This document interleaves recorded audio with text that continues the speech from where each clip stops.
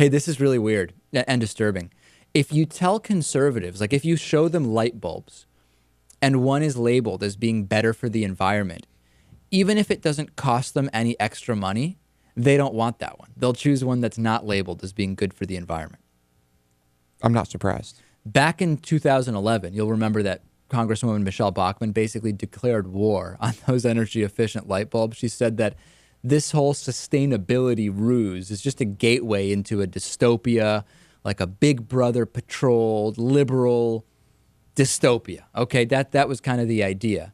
And when the lights went off during Beyonce's halftime set at the Super Bowl, a lot of conservative commentators said, you know what? It's those power-saving measures that they had at the Superdome. That's what caused the power outage. Of course, that wasn't true at all. So there was a study that was put out a couple of days ago in the journal Proceedings of the National Academy of Sciences, and it looked at attitudes about energy efficiency, looking at liberals and conservatives. And it found that promoting energy efficient products and services on the basis of environmental benefits actually made conservatives less likely to choose those items. In other words, they would go out of their way to avoid items that have environmental benefit. Amazing. The researchers quizzed the participants of the study how much they value different benefits of energy efficiency. So that could be like, for example, reducing carbon emissions, reducing dependence on foreign oil, reducing how much you pay for the energy, right? The cost, cutting emissions, et cetera. Now, cutting emissions appealed to conservatives the least, but then they went further. They presented participants with real world choices, right? With a fixed amount of money in your wallet, you could buy either kind of like an old school light bulb or one of the efficient CFLs, the compact fluorescent bulbs, which is the exact same kind that Michelle Bachmann rallied against. Both bulbs were basically labeled with just hard data on energy use, right? But it didn't say pros and cons for the climate. It was just, here's energy use for this bulb, here's energy use for this bulb, okay? In those situations, you saw individuals choose the one that had the lower energy consumption, conservatives, right? Right. But when you put on the CFL something that says like, protect the environment, better for the environment, when you add that messaging, you're not changing anything about the hard data about the bulb. You're just labeling it as protect the environment. Political moderates and conservatives dropped off from choosing that item.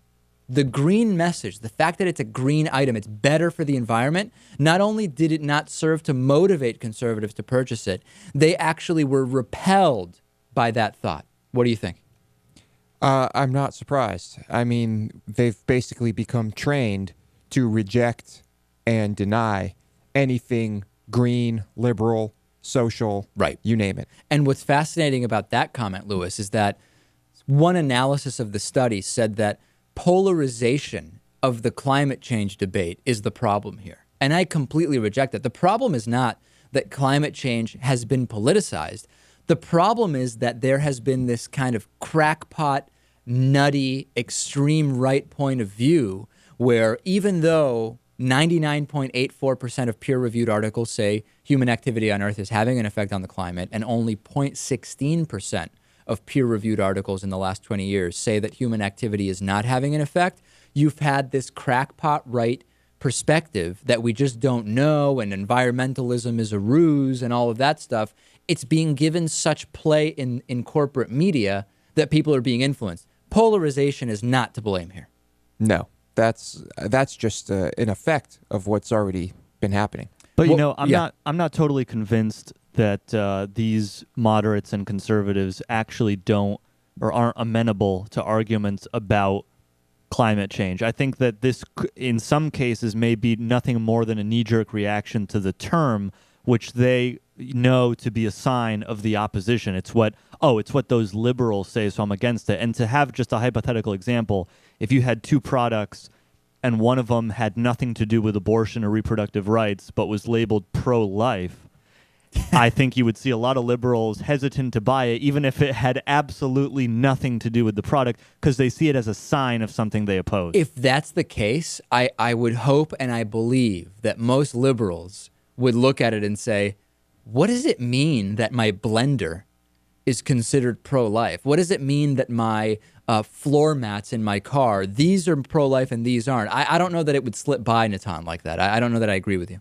Well, what I'm saying isn't that some people wouldn't question it the way you're describing, just like some conservatives might question the opposite case. I'm just saying that I'm sure that some liberals, a lot of them, would look at it and be hesitant to even consider buying the product just because it's labeled as something which they associate to be something they oppose. That may not be the case, but remember, here we're talking about something that is very clearly labeled energy use. These are hard numbers. And in addition, based on the lower energy consumption, it says this protects the environment. So there is hard data there. Whereas with this, what you're suggesting, Natan, it would be like, well, what is the connection? Is there one? I don't know. I think the problem is that we're assuming that these people actually believe that, the idea that climate change is happening is bad and that they oppose it. I'm just saying that in some cases it's probably just a knee-jerk reaction to the terms. Fair enough.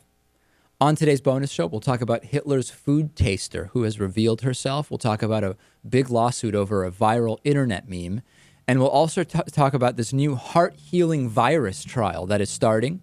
DavidPakman.com/membership. And for the next few days, if you go to DavidPakman.com/May13, you can get a free David Pakman Show bumper sticker and 1,000-piece Barack Obama puzzle. Good for putting together yourself or indoctrinating conservatives. DavidPakman.com/May13. Back after this. The David Pakman Show at DavidPakman.com.